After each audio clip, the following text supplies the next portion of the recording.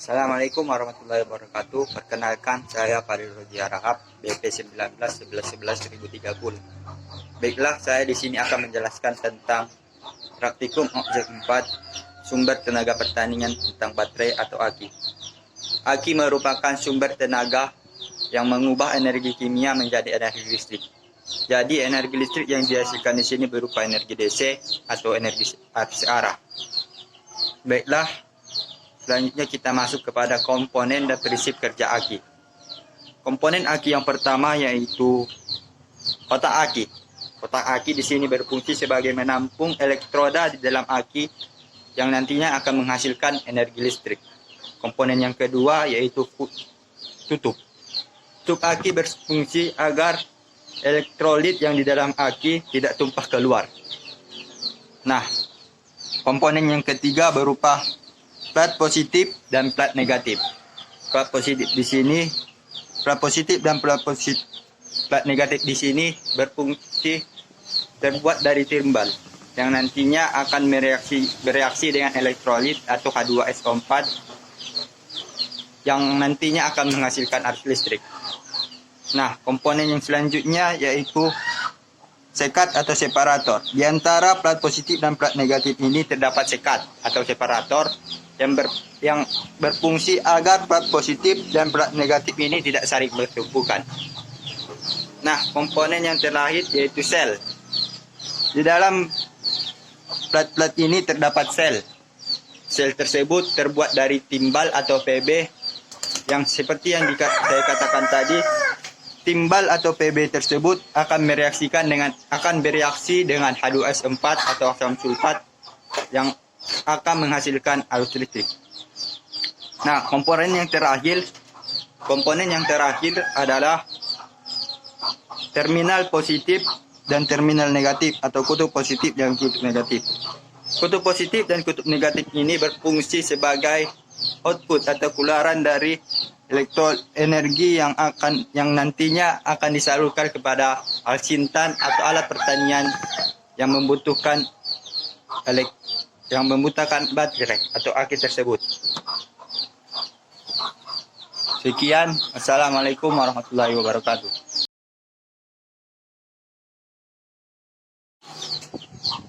Baiklah, saya akan melanjutkan tentang kekurangan dan kelebihan dari aki atau baterai. Sebelum lanjut kepada kekurangan dan kelebihan dari aki, saya akan sedikit menjelaskan tentang jenis-jenis aki. Jadi jenis-jenis aki di sini ada macam-macam, diantaranya aki basah, aki kering, aki gel, dan aki hybrid. Nah, baiklah kelebihan.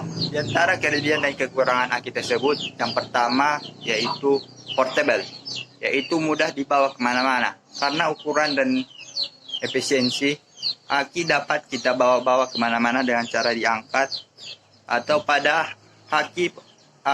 aki pada mobil itu sendiri memiliki gagang yang nantinya akan memudahkan kita dalam mengangkat aki tersebut. Yang kedua yaitu harganya lebih murah daripada soil cell atau soil. Baiklah, kekurangan. Dalam segi kekurangan, aki harus maintenance atau perawatannya lebih ekstra, baik itu dalam pencasan atau pengisian dari elektrolit atau H2SO4-nya. Kemudian kekurangan yang kedua pada aki yaitu apabila sumber tenaga yang terbatas. Apabila sumber tenaga yang digunakan melebihi kapasitas dari aki yang kita pakai, maka dapat merusak aki tersebut.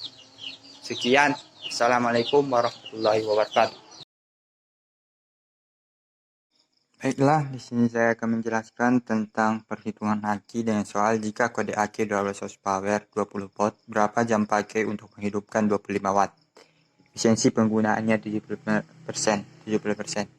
Jadi untuk menjawab soal ini, pertama-tama kita harus mencari terlebih dahulu daya dari aki tersebut dengan rumus ampere dikali volt sama dengan watt. Karena kode akinya 12 ampere volt 20 volt, jadi kita masukkan saja menjadi 12 dikali 20 sama dengan 240 watt hours. Karena untuk menghidupkan lampu 20, karena yang dicari lama waktu untuk pemakaian hidupkan 20 watt, jadi penggunaan efisiensi 70%. Terlebih dahulu kita cari efisiensi 70% dengan cara 70 per 100 dikali 240 sama dengan 168 ampere watt hours. Watt hours.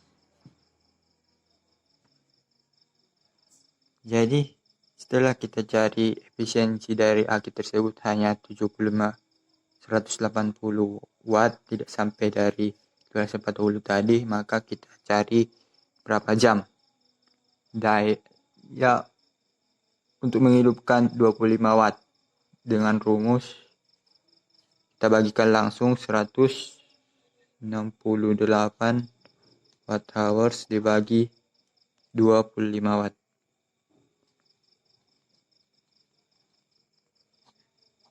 sama dengan 6,72